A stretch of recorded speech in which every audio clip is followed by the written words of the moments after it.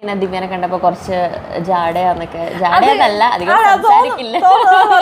ഇതിപ്പം തള്ളി മറിക്കുക എന്നൊക്കെ ചിലരൊക്കെ പറയായിരിക്കും. ഇത് അങ്ങനെയല്ല. ലിപ്സ്റ്റിക് ഇട്ട സുന്ദരികൾ ഉറങ്ങാൻ പോവാണ് ഗൈസ്. ബൈ. ആൽഫേ ഞാൻ വീഡിയോ എടുക്കാന്ന് പറഞ്ഞത് ഒരാൾ ലിപ്സ്റ്റിക് ഇടാൻ പോയിട്ടാ.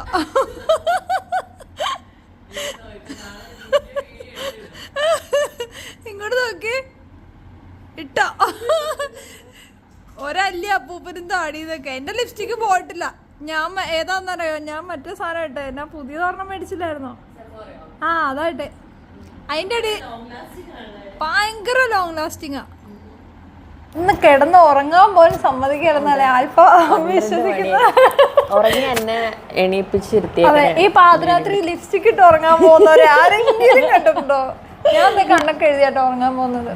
ഒരു മേക്കപ്പ് ആർട്ടിസ്റ്റുകളുടെ ജീവിതമാണ് ശരിക്കും പറഞ്ഞാൽ. ലൈഫ് ഇങ്ങനെയാണ് അല്ലേ? അവര് ലിപ്സ്റ്റിക് ഇടണം എന്ന് ആഗ്രഹിച്ചാലും ഇല്ലെങ്കിലും മീൻസ് സങ്കടമാണെങ്കിലും സന്തോഷമാണെങ്കിലും ഒക്കെ ലിപ്സ്റ്റിക് ഇടും അല്ലേ? മുറ്റത്തിറങ്ങിയാലും എല്ലാവർക്കും ഒരു എക്സ്പെക്ടേഷൻ ഉണ്ട് മേക്കപ്പ് ആർട്ടിസ്റ്റുകൾ എന്ന് പറഞ്ഞാൽ ഫുൾ ടൈം ഇങ്ങനെ മേക്കപ്പ് ചെയ്ത്. അതെ, ആ ഒരു ലുക്കിൽ വരണം ശരിക്കും. ആ ഒരു പ്രൊഫഷന്റെ ഭാഗമാണ് ശരിക്കും. ഈവൻ ഇതുപോലെ ആരെങ്കിലും മേക്കപ്പ് പഠിക്കാനൊക്കെ ആഗ്രഹിക്കുന്നുണ്ടെങ്കിൽ അത് നമ്മുടെ ഒരു ലൈഫ് തന്നെയാണ് അല്ലേ? ഒരു ഹാഫ് പോർഷൻ നമ്മുടെ ലൈഫ് തന്നെയാണ്. അപ്പൊ അങ്ങനെ കുറച്ച് കാര്യങ്ങളുണ്ട്. ഇതിപ്പം തള്ളി മറിക്കുക എന്നൊക്കെ ചിലരൊക്കെ പറയായിരിക്കും. ഇത് അങ്ങനെയല്ല, നമ്മുടെ ഒരു പാഷൻ. അങ്ങനെ കണ്ടാൽ മതി. ഇതെങ്ങനെ ആൽഫയ്ക്ക് എങ്ങനെ ഇത് പാഷനായത്? എനിക്ക് അങ്ങനെ ഞാൻ ഇതിലേക്ക് എത്തണം എന്ന് വിചാരിച്ചില്ല. കോസ്മെറ്റോളജി അല്ലായിരുന്നോ, അപ്പോൾ സ്കിന്ന് ഹെയർ മേക്കപ്പ് എല്ലാം ഉണ്ടായിരുന്നല്ലോ. അപ്പോൾ ഇങ്ങനെ ചുമ്മാ ജസ്റ്റ് ടൈം പാസിനാണ് ഞാൻ ശരിക്കും പഠിച്ചു തുടങ്ങിയത്. പക്ഷെ പ്രൊഫഷൻ ആവുന്നൊന്നും വിചാരിച്ചില്ല. അങ്ങനെ ഒന്നും വിചാരിച്ചിട്ടല്ല. പ്രത്യേകിച്ച് അങ്ങനെ ലക്ഷ്യത്തോടു കൂടെയാണെന്ന് പറയാൻ പറ്റത്തില്ല.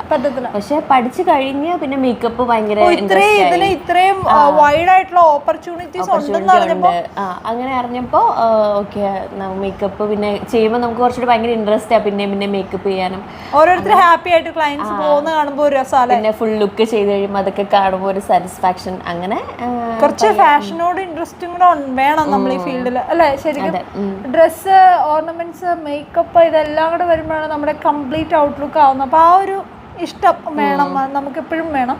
അതിലിപ്പം നമ്മളിപ്പോൾ പുതിയ ട്രെൻഡി ആയിട്ടുള്ള ഡ്രസ്സ് ഇപ്പം ഞാൻ സുതിയോയി ചെല്ലുമ്പോൾ തന്നെയാണെങ്കിലും എനിക്ക് ചില ഡ്രസ്സുകൾ കാണുമ്പോൾ ഭയങ്കര ചിലപ്പോൾ 200 രൂപയൊക്കെ കാണുള്ളൂ. അത് ഞാനങ്ങ് എടുക്കും.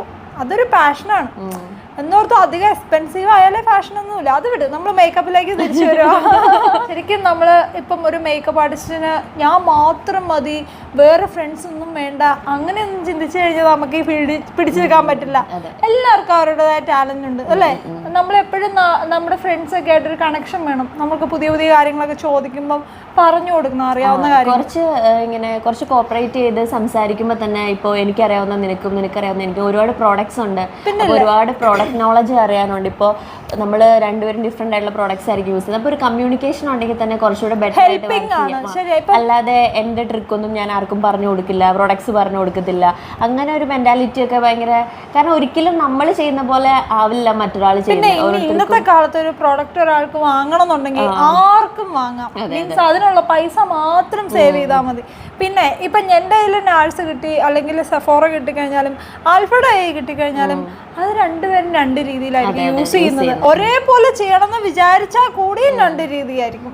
അതുകൊണ്ട് അങ്ങനെയൊന്നും ഈ ഫീൽഡിൽ വിചാരിച്ചിട്ട് ഒരു കാര്യമില്ല. എനിക്കത് തോന്നിയൊരു കാര്യമാണ്. പിന്നെ ഞാൻ ഈ ഫീൽഡിൽ വന്നത് വെച്ചാൽ എനിക്ക് ഫാഷൻ ഡിസൈനിങ്ങിനോടായിരുന്നു പണ്ടോട്ടെ ഇഷ്ടം. പിന്നെ ഇഷ്ടം മനസ്സിൽ കിടന്നു. നമുക്ക് അതിനുള്ളൊരു ബാക്കിയുള്ളൊരു സറൗണ്ടിങ്സ് ഒന്നും ശരിയായില്ല. സോ ഡിഗ്രി പഠിച്ചപ്പോൾ ഈ സാധനം എന്തോ ഒരു സ്പാർക്ക് എന്ന് പറയില്ലേ, അത് നമ്മുടെ ഉള്ളിലുണ്ടായിരുന്നു ഫാഷനോടുള്ള. അപ്പോൾ കോളേജിലുള്ളവർക്കൊക്കെ അറിയാം എന്തോക്കെ ഒരു ഡിഫറെൻ്റ് ആയിട്ടാണ് കോളേജിൽ പോയിക്കൊണ്ടിരുന്നത്. അപ്പോൾ ആരാണേലും കണ്ട ഇഷ്ടപ്പെടുന്നു വരുന്നു എന്നൊന്നും അവർ തോന്നിപ്പോ. നമുക്ക് ലൈഫിൽ നമുക്ക് ആഗ്രഹിച്ച കാര്യം ചെയ്യാൻ പറ്റത് അപ്പോൾ അങ്ങ് ആ കോളേജ് ഡേയ്സിൽ അങ്ങ് ചെയ്തു, അത്രേ ഉള്ളൂ. നമ്മളെന്തിനാ നമ്മുടെ ആഗ്രഹങ്ങളൊക്കെ മൂടി വയ്ക്കുന്നത്? അപ്പം പിന്നെ നമ്മൾ ഡിഗ്രി കഴിഞ്ഞു, പിന്നെ MSW പോയായിരുന്നു. അതെനിക്ക് എനിക്ക് പറ്റിയൊരു കോഴ്സായിട്ട് എനിക്ക് തോന്നിയില്ല. പിന്നെ ഒന്നും നോക്കിയില്ല, നമ്മൾ ഫാഷൻ ഡിസൈനിങ്ങിലേക്ക് ഒരു ചെറിയ കോഴ്സായിട്ട് എടുത്തത്. പിന്നെ ഞാൻ ഫാഷനെ പറ്റി കൂടുതൽ പഠിച്ച് വന്നപ്പം നമ്മളിപ്പോൾ ഒരാളുടെ കയ്യിൽ, സ്റ്റൈലിസ്റ്റിൻ്റെ കയ്യിൽ അല്ലെങ്കിൽ ഒരു മേക്കപ്പ് ആർട്ടിസ്റ്റിൻ്റെ കയ്യിലേക്ക് ഒരു മോഡലിനെ ഏൽപ്പിച്ചു കൊടുത്തു, ഒരു ഡ്രസ്സും ഏൽപ്പിച്ചു കൊടുത്തു, അതിന് പറ്റിയ ആക്സസറീസും എടുത്തു കൊടുത്തു. പിന്നെ അയാളുടെ കയ്യിലാണ് അതെല്ലാം.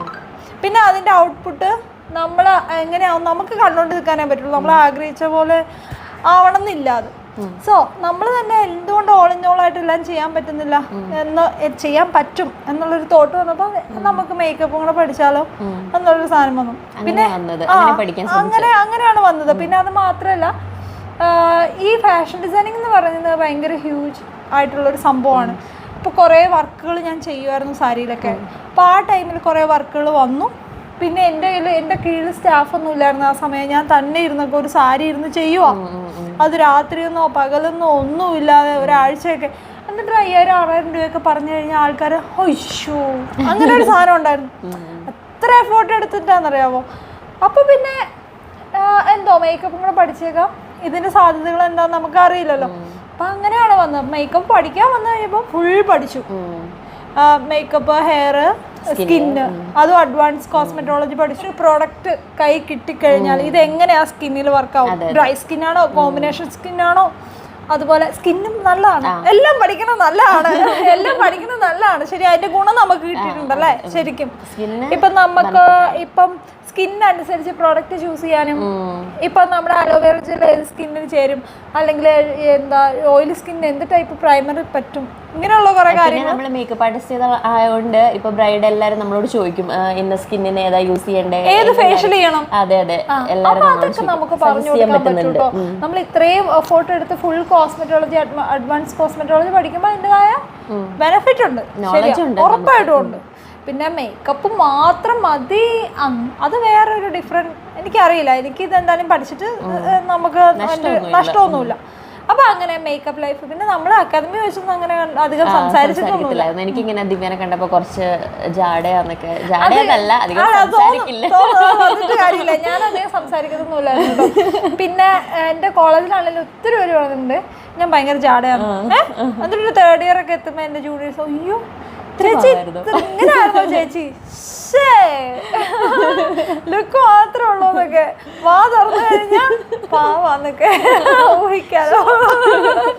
അപ്പൊ അങ്ങനെ ഞാനിങ്ങനെ ഓർക്കായിരുന്നു കേട്ടോ. ഞാൻ ഒരിക്കലും എക്സ്പെക്ട് ചെയ്തില്ല നമ്മളിങ്ങനെ വർക്ക് ചെയ്യാൻ വരുന്നൊക്കെ. എനിക്കറിയില്ല. ഞങ്ങളുടെ വിശേഷങ്ങളൊക്കെ കേട്ടല്ലോ അല്ലേ. ഇനിയിപ്പം ആൽഫ കിടത്തി ഉറക്കാൻ സമ്മതിക്കില്ല.